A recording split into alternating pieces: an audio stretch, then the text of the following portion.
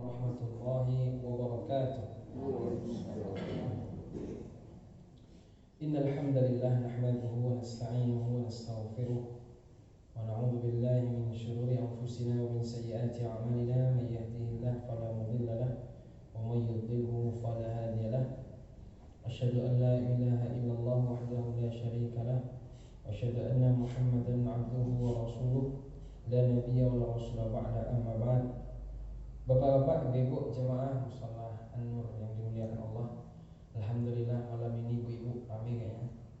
Bersyukur kepada Allah. Adapun bapak-bapak nampaknya veteran-veteran semuanya, pemain lama semuanya. Alhamdulillah pada malam ini bersyukur kepada Allah atas limpahan nikmat kesehatan, kesempatan, waktu luang. Allah berikan juga kita kesempatan untuk hidup di dunia untuk menambah amal. Maka Bapak Ibu, orang cerdas kata Nabi Al-Kayyis, orang cerdas mandana nafsah, yang evaluasi diri. Jadi orang Islam itu sama Nabi disuruh kita untuk berpikir tuh dari ujung dulu, habis itu baru awal dan tengah. Tapi kalau Barat tidak, dia cuma berpikir awal tengah saja, sehingga mereka tidak punya tujuan akhir dan mereka stres pada ujungnya. Mereka menemukan ini, menemukan itu di abad ini, tapi pada akhirnya mereka tidak punya tujuan akhir. Lalu mereka muter-muter mati, dan di hari kiamat mereka lah orang yang paling menyesal. Makanya Bapak Ibu jemaah yang dimuliakan Allah, orang beriman dia berpikir dari ujung dulu dia. Ujungnya itu apa? Dia mati. Maka mati ini gimana yang terbaik, husnul khatimah. Maka saya awal dan tengah saya jelas langkah-langkah saya menuju akhir. Tapi selama ini memang nampaknya kita ini nggak kebayang akhir kita, sehingga awal tengah kita nggak pernah kita pikirkan. Tapi alhamdulillah pada waktu tertentu pada akhirnya kita juga mulai terpikir, sehingga kita kadang akhirnya di tengah jalan mulai kita mengatur ulang kehidupan, bahwa hidup yang terbaik adalah jadi orang soleh, orang yang berhasil, orang yang sukses. Bukan uangnya banyak, bukan jabatan tinggi sebagaimana orang hari ini berpikir, anak saya sukses, Ustaz, anak saya sukses. Sukses apanya yang sukses?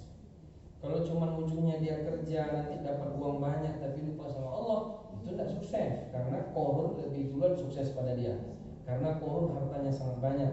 Tapi Qarun tidak mulia karena harta banyak, tapi Allah tenggelamkan beserta hartanya masuk ke dalam bumi. Kan begitu kan, Bu? Tapi memang sekarang ini kalau saya perhatikan, sukses itu harta banyak.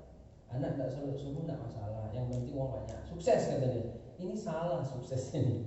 Lalu jabatan, punya jabatan, kerja di mana, menjadi manajer perusahaan asing misalnya, gaji sebulan, bolak-balik di situ. Itu Firaun nantinya.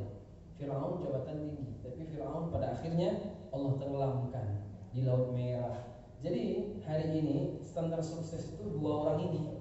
Kalau tidak uang banyak, jabatan tinggi, tapi tidak mulia mereka terakhir kan, berakhir tenggelam juga. Yang satu di laut, yang satu di bumi. Maka orang yang sukses Nabi Musa, meskipun dia dengan Bani Israel dikejar sana, dikejar sini, susah hidup di dunia, tapi dia nabi, dan nabi mesti orang soleh. Dia soleh mesti kan, dia nabi, dia rasul ulul azmi lagi. Maka Bapak Ibu yang dimuliakan Allah, alhamdulillah kita pada akhirnya balik lagi ke tujuan awal hidup, bahwa orang yang sukses adalah orang yang bisa jadi orang soleh, yaitu lebih mengedepankan Tuhannya daripada dunia yang Allah titipkan kepadanya yang bersifat sementara. Salam dan salam semoga tercurah kepada Nabi Muhammad sallallahu alaihi wasallam. Bapak Ibu, saya mohon maaf Selasa 2 kali tidak hadir. Selasa kemarin memang ada masjid itu minta berkali-kali jual jadwal, tidak ada lagi malam Pak, saya bilang. Tapi Ustaz, bisa tidak Selasa kelima? Selasa kelima ya? Nah yalah, Selasa kelima. Itu kan sekali 3 bulan cuma. Kemarin akhirnya di telepon saya sama Pak Usman, insyaallah Pak Usman bilang, habis zuhur orang tuh nelpon, gimana caranya nih? Akhirnya saya telepon Pak Usman balik. Pak Usman, mohon maaf saya karena kelima ini kayaknya saya harus ke situ. Tempat kita kan tiap minggu udah bosan cuma aja. Jadi saya sesekali lah saya bilang, oke kata beliau. Kayaknya beliau pun mantap juga kan, oke kata beliau. Ya udahlah saya bilang, beliau sambut nih di Masjid Jami Cingkariang. Jadi di situ tuh sekali 3 bulan. Nah tadi saya telepon lagi sama Masjid Raya, Ustaz bisa Selasa kedua? Tidak bisa Pak, saya ada jadwal tuh sama subuh sekalian, tidak bisa Pak. Akhirnya tidak bisa. Senin keempat, insyaallah bisa. Senin keempat bisa. Pas saya pulang saya cek, kiranya Masjid Baitur Rahman paling putus. Allahu Akbar. Telepon lagi Masjid Raya. Mohon maaf Pak Datuk, tidak bisa kayaknya saya di Masjid Raya Senin keempat. Cari lagi, cari. Akhirnya Jumat keempat. Jumat keempat di situ sebenarnya. Cuma di situ tuh kemarin seminggu, sebulan 2 kali. Jumat pertama, Jumat keempat di musola Balai Banyak. Cuman kalau yang Jumat pertama jamaahnya ingat, Jumat keempat jamaahnya tidak ingat. Saya terus yang ngubungi pengurusnya. Oh, gawat nih saya bilang. Kalau di sini pengurus ngubungi kita. Kalau di situ kita yang ngubungi pengurus. Gimana ini? Datang saya yang keempat, selalu datang keempat. Pengurusnya tidak ada, yang perwakilan juga tidak ada. Ini saya sendiri yang buka acara kayak ini. Akhirnya saya bilang, ini Ustaz, kayaknya saya yang ketiga ini tidak usah lah, yang keempat tidak usah aja.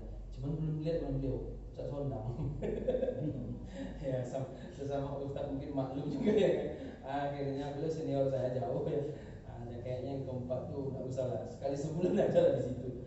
Itu pun bapak 2 orang cuma kan itu ibu yang istiqomah. Memang di mana-mana ibu yang istiqomah. Bapak susah istiqomah, kecuali di sekolah Nur ya. Masya Allah. Ustaz ini depan kami muji-muji, di belakang entahlah ya. Enggak, aman. Bapak Ibu yang dimuliakan, malam ini kita lanjutkan kajian fikih kita. Yaitu kalau tidak salah saya, karena 2 kali libur, kalau tidak salah ini yaitu persoalan tentang masalah-masalah imam ya. Permasalahan tentang imam-imam sholat ya. Nah ini saya ulang sedikit aja. Bagaimana jika imam lupa baca surat?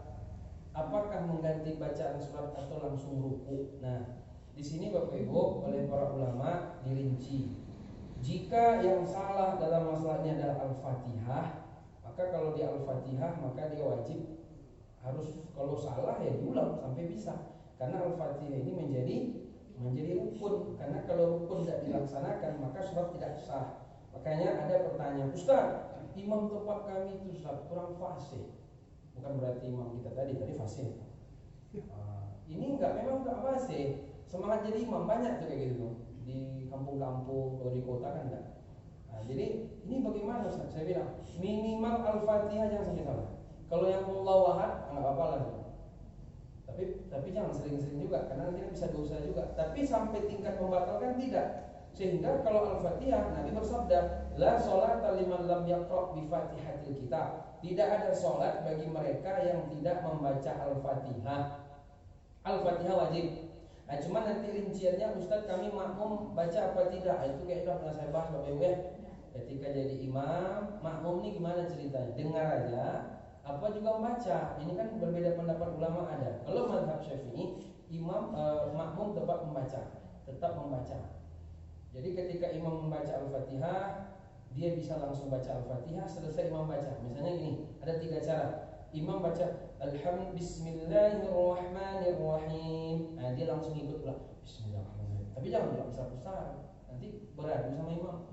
Imam besar, dia besar sendiri. Ini tidak boleh, pelan aja. Bismillahirrahmanirrahim. Kata imam, dia Bismillahirrahmanirrahim. Alhamdulillahirrabbilalamin. Dia Alhamdulillahirabbil alamin. Ini cara pertama.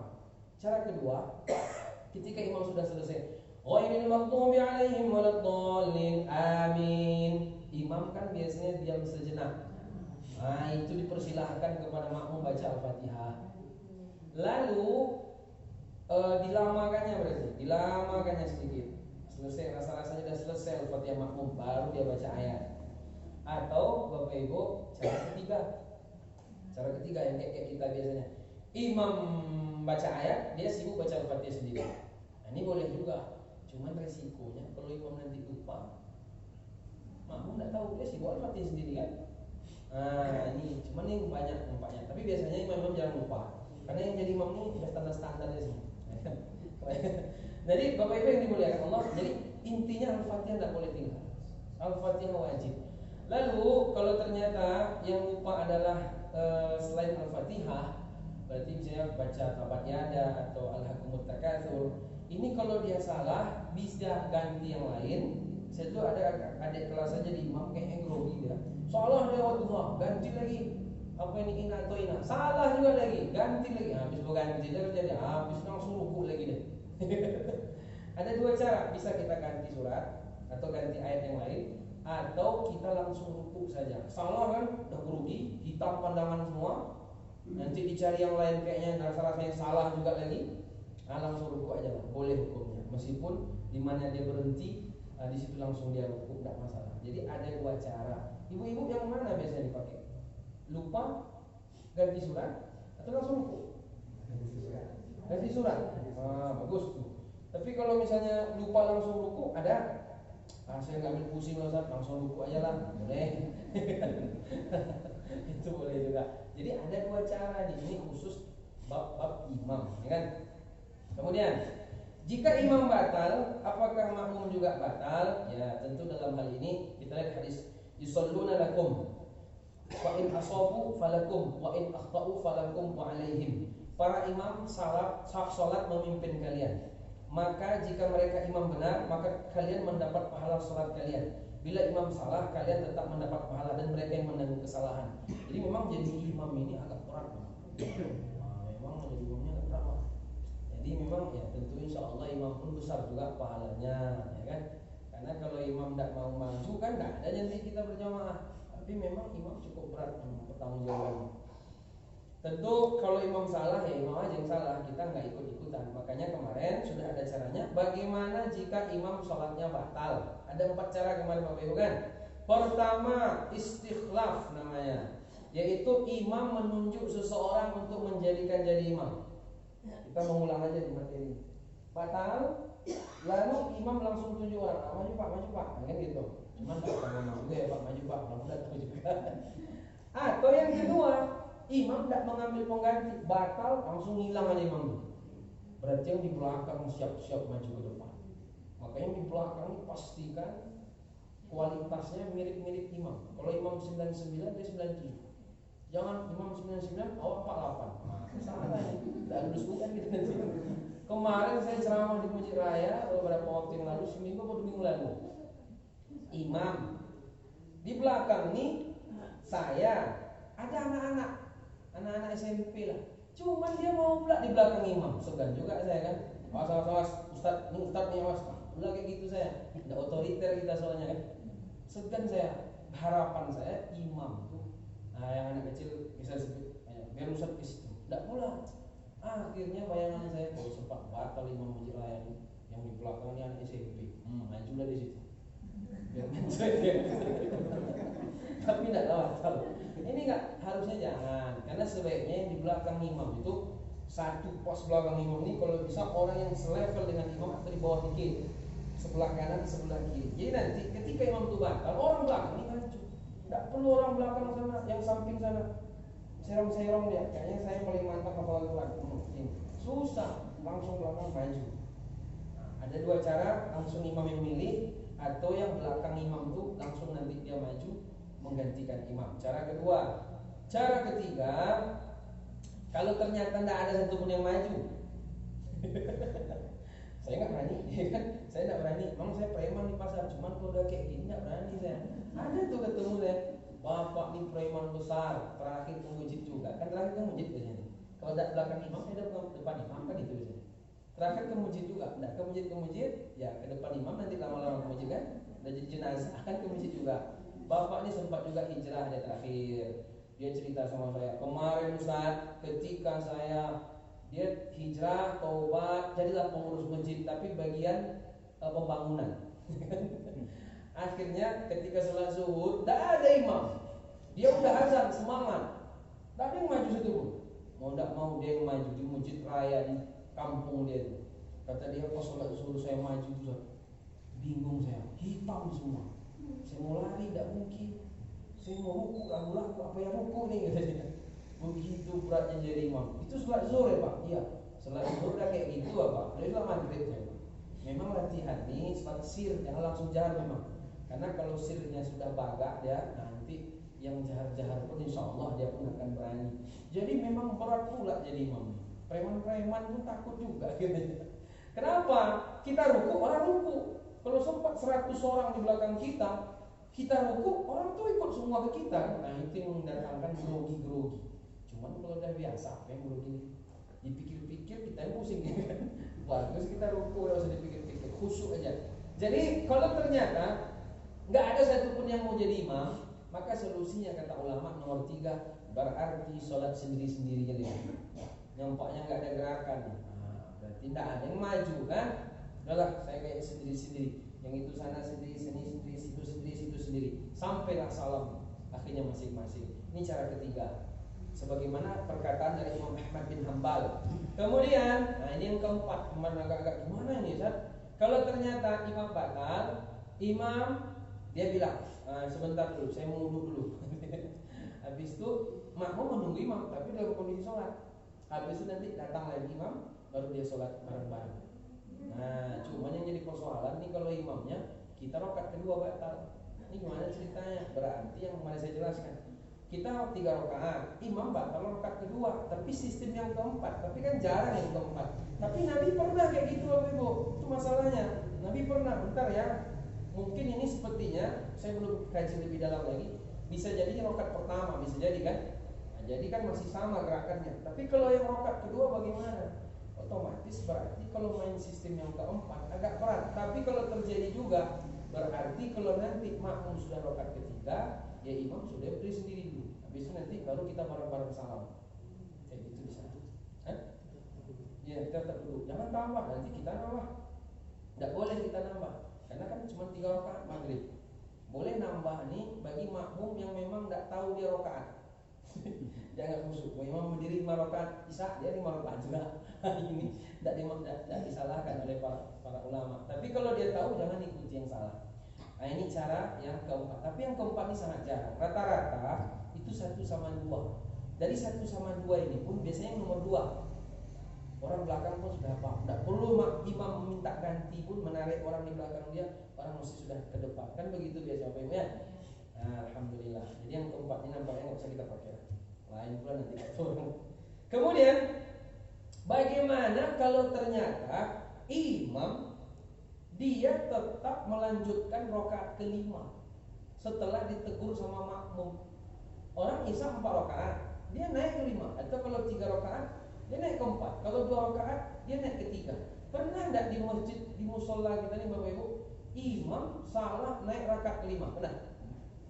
Sesekali kadang ada. Nabi aja pernah, tapi bukan rakaat ke-5. Nabi pernah salat asar 4 jadi 2. 4 jadi 2. Akhirnya ada di belakang Nabi Abu Bakar, Umar, tak berani protes. Tidak berani protes.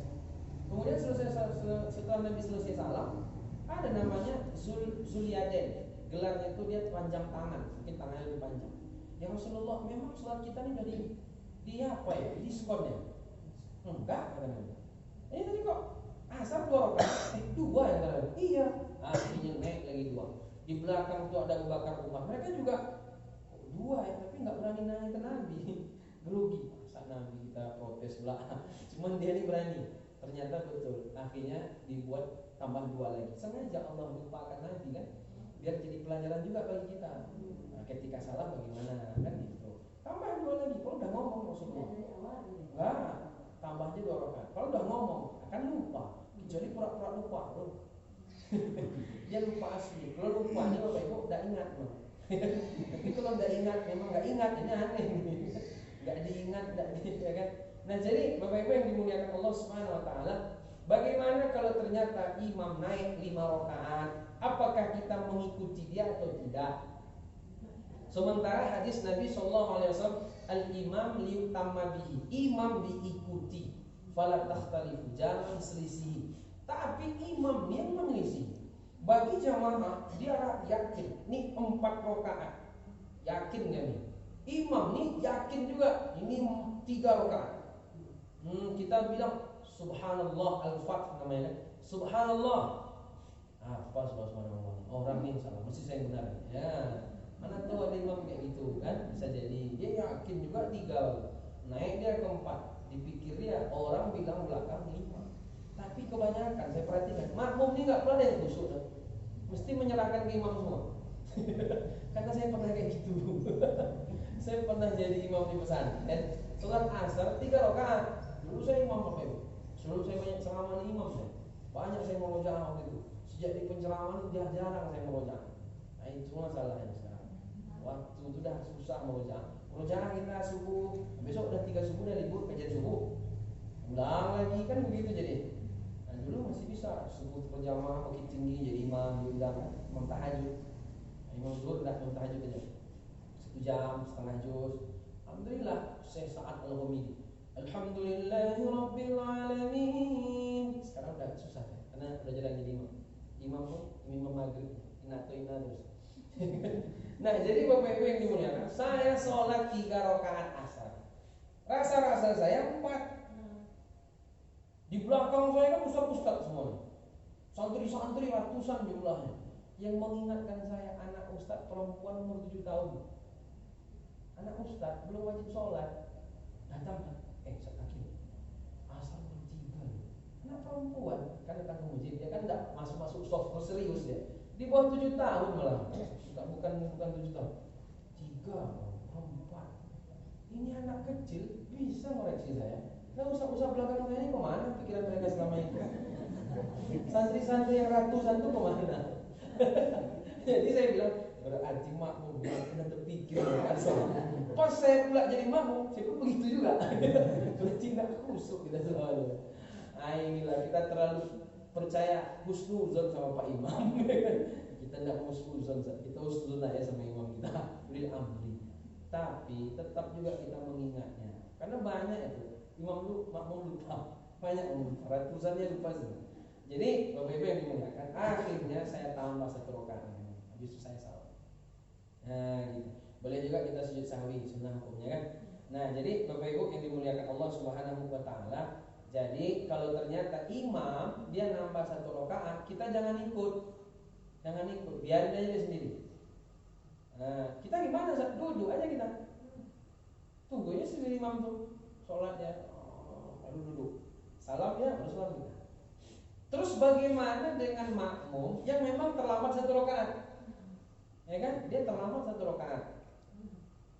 Berarti kan kita sudah 4. Imam kalau tadi kan judulnya kan imam naik rakaat ke-5, kita sudah 4. Sementara ada makmum terlambat 1. Berarti kan dia 4, imam 5, kita tetap 4. Kita duduk.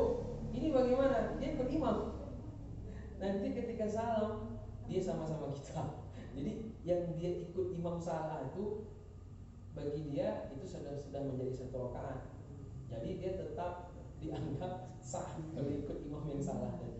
Karena bagi dia masih kurang 1 kan. Kebetulan imam ini menambah 1, ikutlah sekalian. Jadi ya aja. Jadi dia dihukumin tetap 4. Berarti sama dengan kita salahnya. Nah, ini bagi yang makmum kurang 1, tapi imam ketambahan 1. Tapi kayaknya itu jarang loh memang. Tapi ini penting kita kaji. Kalau nanti terjadi, kita sudah paham. Nah, inilah pentingnya kajian fikih. Cuman sayang susah membuat materinya, nggak habis.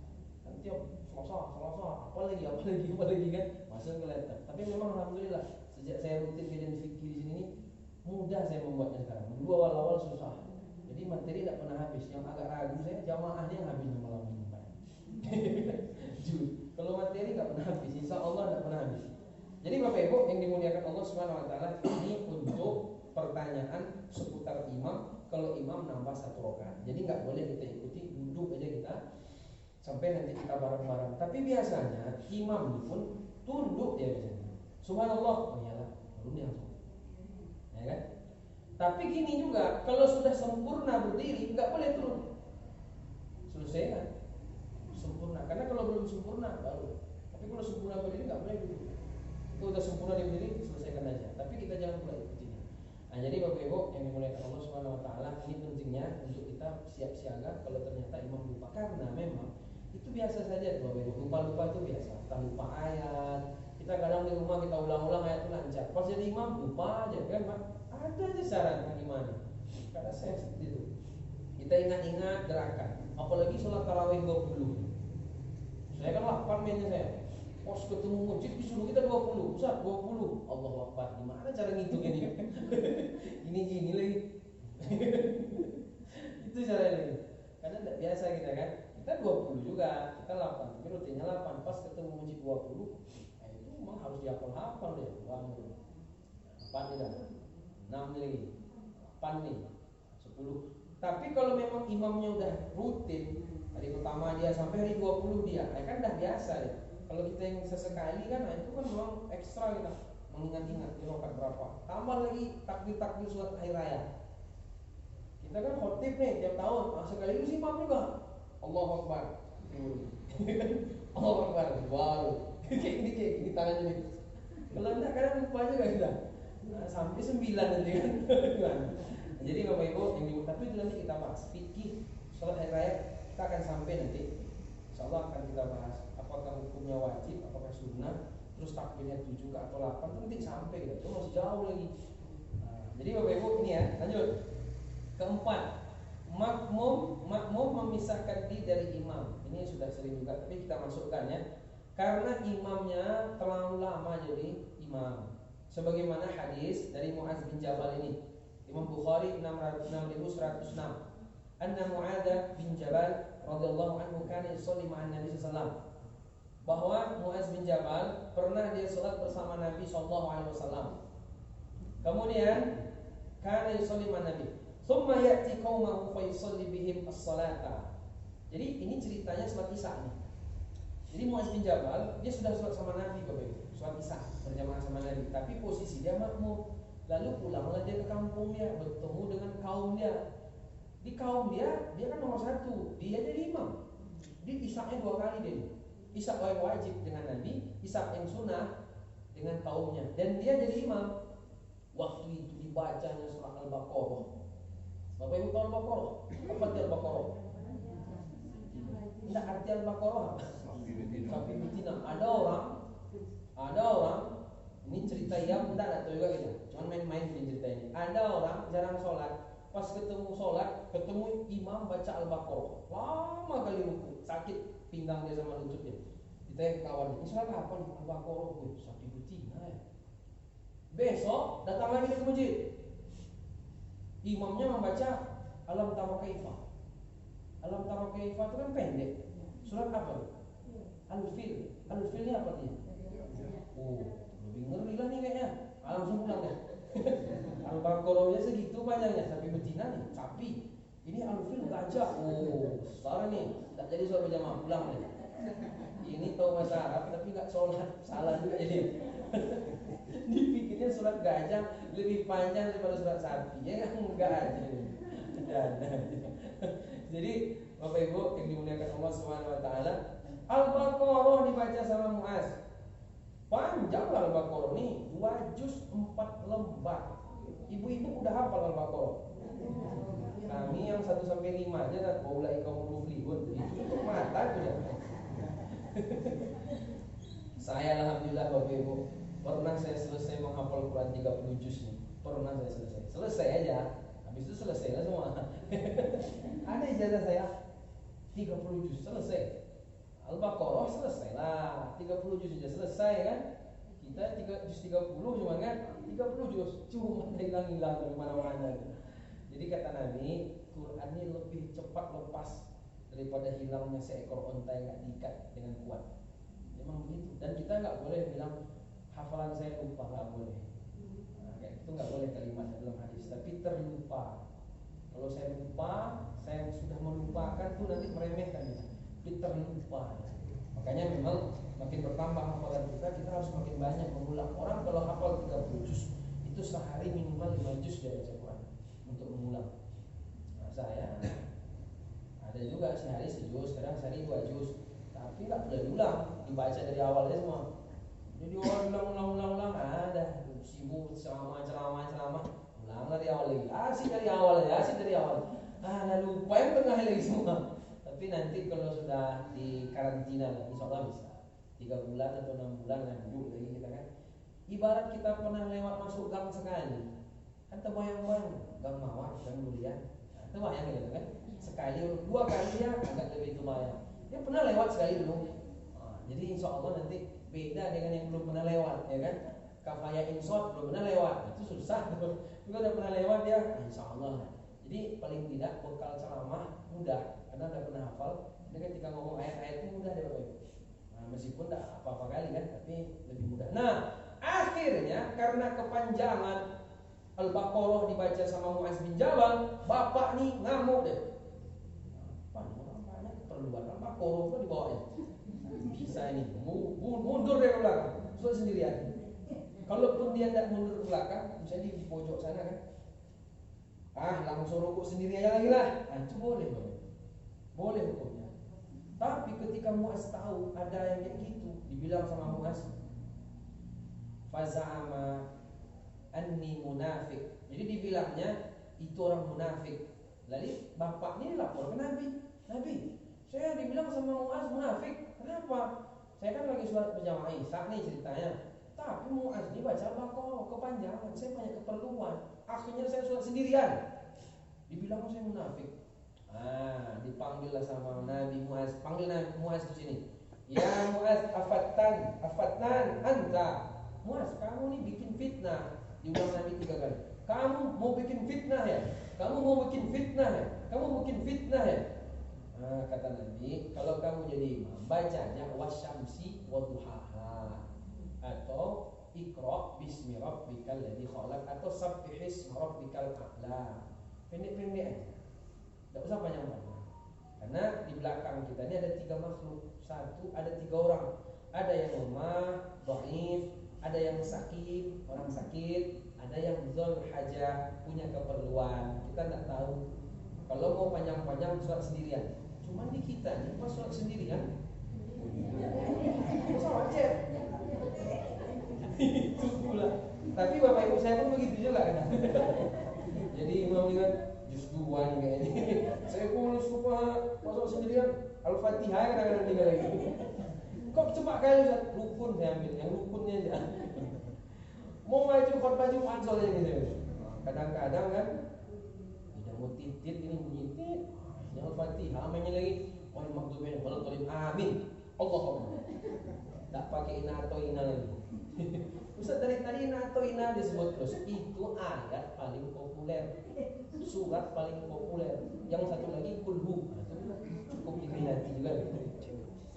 Inna atau ina kan cuma 3 ayat. Terpendek sedunia. Yang penting, kakak kelas saya lebih parah lagi. Saya jadi santri, kakak kelas saya kelas 6. Imam sholat tarawih. Allahu Akbar. Waladdallin amin. Alif lam mim. Ali Imran nih kayaknya. Allahu Akbar. Mantap. Mantap kalau lihat. Sesuai dengan selera anak. Tiba-tiba kaf ya insot, ngeri lagi nih. Sama bawahnya buku langsung Allahu Akbar. Kayak hafal aja deh kan kayak insot apa setelahnya. Awal-awal aja kayaknya cuma. Yang penting kaf, ha, ya, insot 50. Di mana cari 50 kebaikan? Syukur sholat, pada nggak sholat. Jadi boleh, cuman agak ngeri aja kita lihatnya. Tragis ini sholat alif lam mim. Alif lam mim kan tidak tahu kita artinya apa. Kalau kata para ulama dicoba-coba ditafsirkan alif Allah, lam latif, mim majid. Sebagian ada yang begitu memahaminya, tapi sebagian yang lain serahkan kepada Allah karena ini ayat-ayat yang mutasyabihat, kita tidak tahu artinya, serahkan sama Allah. Tapi saya baca-baca lagi apa fungsi alif lam mim. Kalau sebagian ulama tafsir mengatakan ibarat begini, kita ini kan Bapak Ibu kalau kumpul di gedung mau ada acara kan ribut-ribut, akhirnya datanglah panitia. Fokus Bapak Ibu sekalian, mari kita fokus, kita akan mulai acara. Karena Pak Bupati sudah datang bawa semen 1000 sak, ya kan? Bismillah, Assalamualaikum warahmatullahi wabarakatuh. Jadi maksudnya dah tenang, kita mulai acara. Ibarat itu begitu. Alif lam mim, tenang. Dzalikal kitab, gitu. Sampai ke situ pula kajian kita tafsir Bapak Ibu. Soalnya dulu saya rutin setiap Selasa subuh tafsir di Masjid Baitur Rahman Paripurus. Tapi semenjak pengurus berganti enggak ada lagi. Dia kan tergantung pengurus. Akhirnya sekarang Senin keempat lagi karena pengurus sudah ganti ya, beda-beda kan. Nah, tapi saya kan sekarang sudah tinggal di Pekanambe, bukan di Pasir lagi. Ya Bu, kalau dulu kan tinggal ke sini aja lurus. Sekarang belok-belok gitu. Tapi sama aja nyampe. Karena di sini kan agak-agak macet, situ kan enggak. Kalau ke flyover saya enggak mungkin sampai saya nanti ke Kadut sana. Pekanambe Padang Luar Bu. Sana. Kita ini kan pindah-pindah rumahnya gitu. Kontraktor. Bisa. Dilihat yang di situ 1 koma mana mampu kita. Ya ada kemarin kan enggak bisa itu. tidak main kita ini. Apa? Iya, ancam-ancam. Alhamdulillah mau berangkat. Insyaallah kata kawan saya, kalau udah pindah berkali-kali kayak kucing, nanti jadi tuh katanya, punya rumah terakhir. Yang ketujuh sampai ke-9 gitu. Saya keempat baru. Tapi janganlah terlalu lama lah. Ini Bapak Ibu, saya pikir memang kita harus beli tanah dulu ya. Kalau di kota-kota atau yang pinggiran-pinggiran bukit tinggi ini memang tanahnya dulu. Kalau tanah kan lebih mahal pada bangunan. Kalau di kampung murah tanah pada bangunan. Kalau di apa nih murah tanah, mahal tanah, ya kan? Nah itu. Tapi ya mudah-mudahan Allah nanti apa kalau di dunia di surga ada juga. Ya itu jelas amin Bu, yang di dunia amin juga lah, masa nggak ada. Berarti kan yang surga aja ya amin kata Ibu tadi kan. Wah, ada kontrak terus lagi tadi jadi. Aminnya itu jelas itu ya kan. Kalau di dunia kita kerja 40 tahun, 30 tahun baru dapat satu rumah 2 kamar. Kalau di surga modal sehari dapat rumah satu. Itu pun konstruksinya bukan batu bata. Ibu pernah baca hadis tentang bagaimana rumah di surga? Besok-besok lah kita bahas ya. Itu permata ini sehari cuma 2 rakaat sebelum subuh, 4 rakaat sebelum zuhur. Dalam riwayat Ibnu Umar kalau tidak salah 2 sebelum zuhur. Kalau riwayat Aisyah, Ibunda Aisyah 4 sebelum zuhur. Bisa 12, bisa 10. 2 sebelum zuhur, sebelum subuh, 4 sebelum zuhur atau 2 sebelum zuhur, 2 setelah zuhur, 2 setelah maghrib, 2 setelah isya. Dapat rumah satu di surga. Murah di surga. Itu udah sertifikat Bu. Udah SHM apa namanya? SHM apa? Setelah hak milik SHM, udah SHM itu. Bukan tanah-tanah kayak di Riau sawit. Itu dari mana kita beli? Bisa diurus pemerintah ya kan? Kita milik sendiri tuh di surga nanti. Dan kita harus yakin itu, karena kita akan mati semua nanti kan. Nah, jadi modal sehari dapat rumah di surga. Ini yang ngomong Nabi Muhammad. Kalau yang ngomong gubernur di dunia nih, kata Pak Gubernur, siapa yang sholat 12 rakaat sehari semalam, saya kasih rumah satu di perumahan Bukit Tinggi Indah. Misal gitu kan? Kan masa ada yang kosong. Mesti saya yakin kita nggak ada yang meninggalkan 12 rakaat. Kalau yang ngomong gubernur manusia biasa. Ini antara guru dengan nabi, mana lebih mulia? Tentu nabi, tapi kita kadang-kadang ragu ya lah. Ya itulah kita ini kadang-kadang. Kenapa? Kita ini sudah terlalu kuat pemahaman kita, kerja langsung dapat hasil. Kerja langsung dapat hasil. Sehingga terangkum dalam kalimat waktu adalah uang. Nah, ini bahaya nih. Bahaya. Tapi waktu adalah uang, waktu ibadah itu nggak masalah. Itu kan ditanamkan di SD, di sekolah-sekolah itu nggak bagus. Waktu adalah uang. Itu gaya Yahudi loh. Setelah saya pelajari dari sisi pendidikan. Jadi materialistis. Sehingga sesuatu itu diukur kerja langsung dapat hasil. Ini iya juga, tapi bahaya nih. Sehingga tidak ada rasa. Makanya sekarang banyak orang susah, nggak ada yang bantu. Orang tertabrakan di jalan biarin aja. Kan gitu kan? Kita sekarang udah mulai banyak. Kenapa? Karena gaya waktu adalah uang, harus langsung ada hasil. Itu terlalu kuat sehingga rasa kekeluargaan menurun kan? Ya kan? Ngapain kita hormati, nggak ada hasilnya. Tapi saya bantu dia, saya yang rugi kan begitu. Dia nggak berpikir dengan dia bantu di hari kiamat dapat pahala. Nah itu yang sering saya ceramah-ceramah sekarang. Pendidikan berbasis ada dibangun di atas keimanan. Pahala yang nomor 1. Kalau ada balasan di dunia alhamdulillah, tapi nomor 1 adalah pahalanya. Bapak Ibu yang dimuliakan. Yang kelima, makmum masbuk, menjadi imam untuk makmum masbuk yang lain. Nah ini pernah enggak kayak gitu? Tapi sebenarnya jarang kita praktek. Ini saya tambahkan saja. Jadi ini kita sudah selesai sholat berjamaah, tapi 4 rakaat Isya. Lalu ada orang datang terlambat 2 rakaat. Ketika kita salam, mereka lanjut 2 rakaat. Sesama mereka bisa nggak diangkat jadi imam? Nah, dalam ini ada pendapat. Pertama, bisa. Yang kedua, tidak. Ya udah sendiri-sendiri aja. Ngapain itu jadi imam lagi? Tapi pendapat pertama bisa, boleh. Cuma dalam hal ini bagaimana apa yang kita ambil? Ya kalau mau ada yang jadi imam boleh. Kalau tidak pun tidak apa-apa. Tapi boleh, bukan sunnah deh. Hukumnya boleh, bukan sunnah deh. Jadi kalau misalnya kita terlambat 5 orang, 1 orang maju, boleh. Tapi kalau tidak apa-apa. Tapi kalau kalimatnya boleh bukan sunnah, berarti kan lebih bagus sendiri-sendiri aja. Toh kan tadi kita kan sudah berimam sama imam yang pertama. Jadi intinya kalau ada boleh, kalau tidak tidak apa-apa. Gitu ya. Ini simpel saja karena udah ada. Apakah harus ikut imam dalam hal-hal yang diperselisihkan? Oh, nanti aja. Untuk materi pekan depan panjang lagi. Ada pertanyaan apa? Sudah azan soalnya. Soalnya saya menjemput orang rumah. Jadi harusnya saya jemput sebelum maghrib. Saya pergi cuci motor, HP tinggal di rumah. Habis asar saya udah keluar. Cuci motor ini lama gitu. Sampai jam 6. Oke, saya pulang tadi nggak sempat lagi. Buka bentar aja. Akhirnya dia di Pandai Sike sana sampai jam sampai hari ini. Habis zuhur saya antarkan sampai sekarang. Jadi nggak lama-lama. Ada pertanyaan pada itu? Nggak ada. Ada pertanyaan Bapak Ibu? Masalah fikih? Silakan. Ini ada masalah yang terjadi, misalnya imam digebukin oleh makmum. Gimana Pak? Digebukin oleh makmum. Digebukin atau dipukul. Apakah sholatnya itu dibatalkan aja semua? Itu yang viral. Jadi kalau misalnya imam dia sholat, lalu tiba-tiba ada makmum mengganggu dia, nggak usah dibatalkan.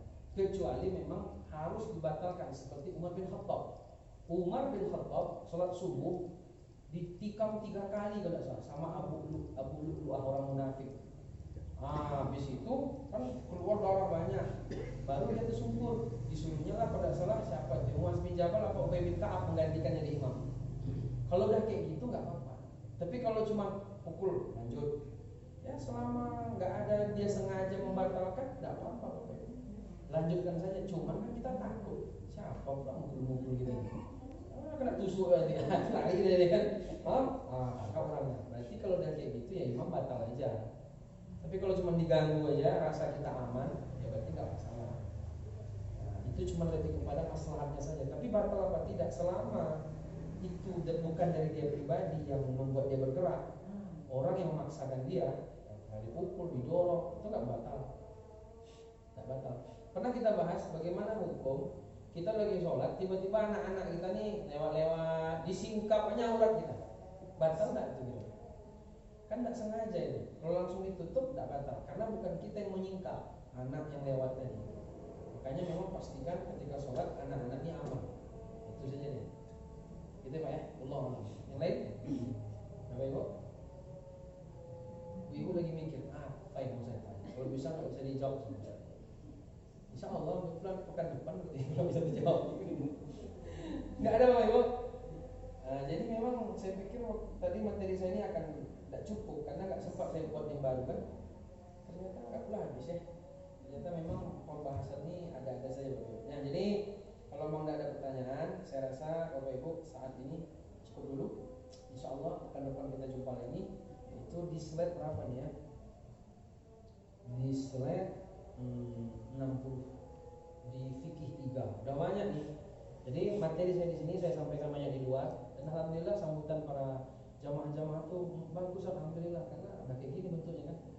Termasuk setiap bulan sekali itu di SMA 1 Bukit Tinggi alumni-alumninya. Ya materi-materi ini, cuma mereka masih awal-awal jauh sekali. Saya bilang kalau mau selesai 10 tahun. Materi di sini 10 tahun. Di sini nambah terus tiap minggu kan, di sana sekali sebulan tuh. Itu lama selesainya. Ini bagi mereka itu alhamdulillah kan kami senang. Insyaallah Bapak Ibu, jadi bagi saya pun dengan saya ceramah di sini fikih, ini membantu saya untuk menambah ilmu terus di bagian fikih dan ini juga membuat saya bisa menyimpan materi-materi fikih sehingga di mana-mana pun kita sudah standby. Jadi itu saja mungkin pertemuan kita pada malam yang berbahagia ini. Kita tutup dengan bacaan doa kafaratul majlis. Subhanaka Allahumma rabbana wa bihamdika asyhadu an la ilaha illa anta astaghfiruka wa atubu ilaik. Mohon maaf Bapak Ibu salah dan salah. Assalamualaikum warahmatullahi wabarakatuh.